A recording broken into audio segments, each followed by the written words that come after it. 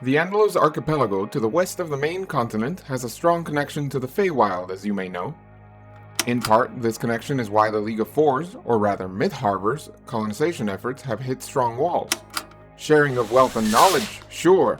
It's definitely not the arcane crystal mines they found on the island of Nakarada.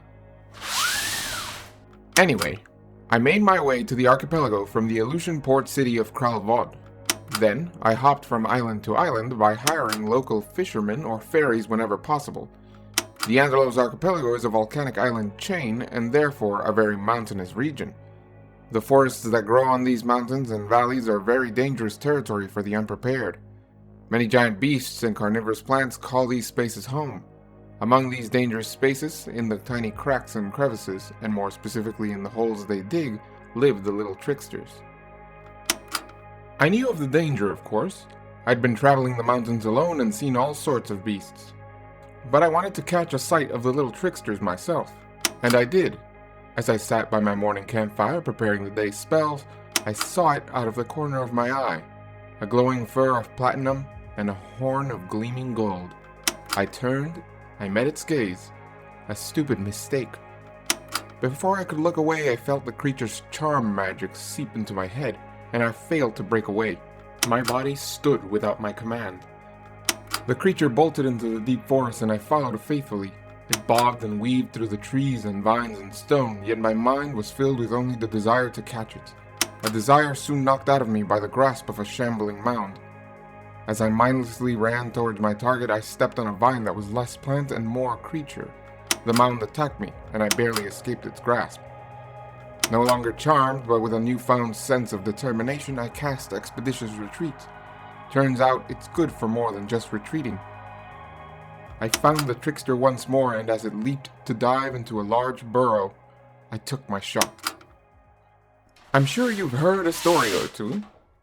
Perhaps a tale or a job put out for mercenaries. On the archipelago, you can ask any person of the story of Alicia, a girl that disappeared into a strange land only to reappear years later, unaged by time. In the bitter north, you'll hear of Brimond the Foolish, whose tale is similar but opposite. He spent many years in the Fae, and when he returned, only a week had passed. He was much older than his parents at that point. Aleutians and even citizens of the League of Four have similar tales. There is one unifying point in these stories, and that is the White Rabbit. Welcome, students! I am your teacher Magister. Class is in session. Today's topic is a small trickster from the Feywild. They are known for their speed, beautiful pelts and horns, and their ability to charm humanoids. Despite its similarity to regular rabbits and hares, the dash hare is a carnivore. Though there is anecdotal evidence of dash hares eating fruits and grasses, most times they are seen as scavengers. They eat the remains of another predator's hunt. This is because the dash hare has little going for it in the way of combat abilities. Its horn does allow it to use a gore attack, which can be effective, but it is likely only used as a last resort of a cornered hare. Its main abilities, of course, are its speed and charm. Their charm ability affects any humanoid not resistant to it as long as they look at the dash hare's eyes. There is a chance to resist, but failure to do so causes a strong need to capture the creature. Charmed targets will run towards the hare at full speed, ignoring their surroundings. It is through this method that the dash hares lead humanoids to their deaths. After all, forests are dangerous if you're not careful. They are extremely agile and dexterous creatures. Their senses of smell, sight, and hearing are also quite developed. With these abilities combined, they are able to keep out of sight if need be.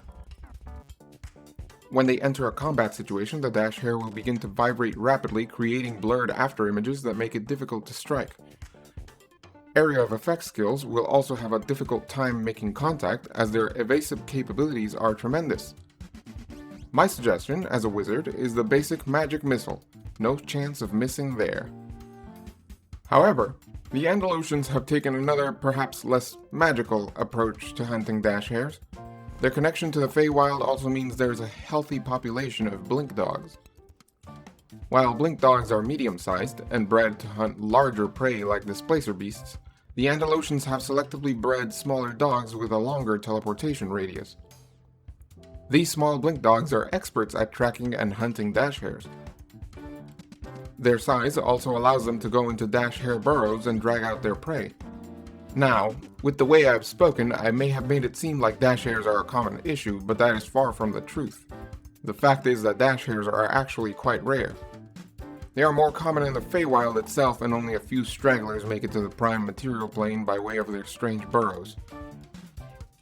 You may have heard stories and folktales, as I mentioned before, throughout the land, of children following rabbits and falling into strange planes of existence. These might stem from true stories of children successfully following dash hares to their burrows. A dash hare's burrow is a complex maze of tunnels, but at the very heart of it lies a small portal to the Feywild. Always keep an eye on your precious little ones. An artificer or crafter would be very happy indeed to receive a dash hare's pelt, horn, fangs, claws, and blood. A dash hare's leather can be used as a base for boots of speed, and its blood for a potion of speed. Their fangs and claws can be fashioned into enchanted arrows, bolts, or firearm ammunition. The horn can actually be crafted into a blade of a magical dagger. I've heard they are particularly good for creating a dagger of warning. I, for one, am quite happy with my result. All of these, of course, are only the base ingredients for the items I mentioned, and do require other parts or processes to complete.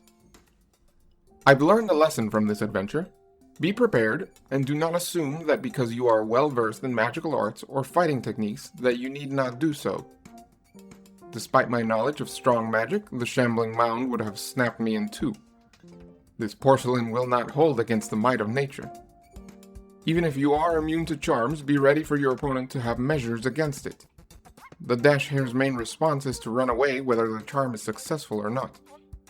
Be prepared and study up. Stay safe and stay educated. Hope to see you in the next lesson, class. Hi everyone, thank you for watching my second video. Just as before, you can call me Rexos or Armando if you prefer real names. If you want to find my work in other places, you can follow me on Twitter, and if you want to use the dash hare in your campaign, I have a link below where you can find its stats. In the traditional YouTube fashion, please give a like if you like the video, and subscribe if you want to see more like it. What do you think of the creature this time? It's not really meant to be used for head-on encounters, but as a way to lead your players into unbalanced ones. I think it works well to make certain players realize that even lower challenge rating fights can be tough under certain circumstances. Leave me a comment with your thoughts. Thank you again, and see you in the next lesson.